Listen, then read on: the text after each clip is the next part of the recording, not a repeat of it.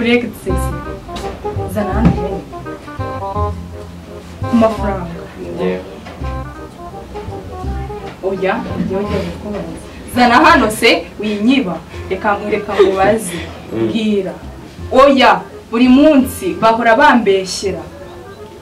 ni wowe nyara muri kara kadomo n'injoro ni wowe cyangwa ni wowe nanone oya ntabwo mwibye okay ngambwira ninde ujya unyara mu idirishya n'injoro Jesus is Lord. Ubu ninjye ugezweho ninde uriya muhungu nabasanganye waramusomye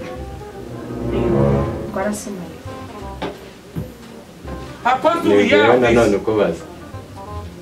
uri kunyiba oya wigira isoni twagiye aha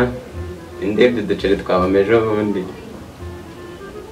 mama yabuze ibiceri bye desi warambonye se ariko ntubivuge ariko n'ibindi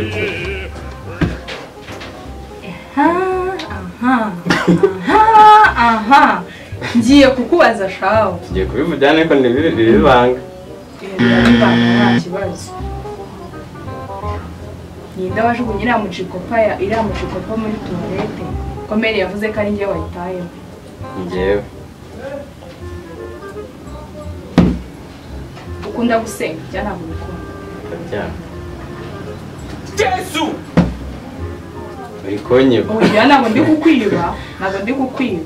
iyo mama ari gusenga ubifataho numva mbangamiye Jesus is Lord. twagiye ndambaza ejo bundi wari wagiye he ko waje ufite isoni uriya muntu mwari mwazanye mwararyamanye si rimwe gusa se twabikoze birahagije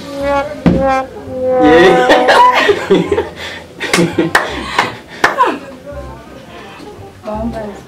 ikirori mwagiyemo ejo bundi ni ibiki bibi wakoze ko mbizi neza nanyweye inzoga amara kwica noneho amupasi umusaranyije turi gukina hajye ntabwo turi bwabivuge ntabwo bivuga ndabafashe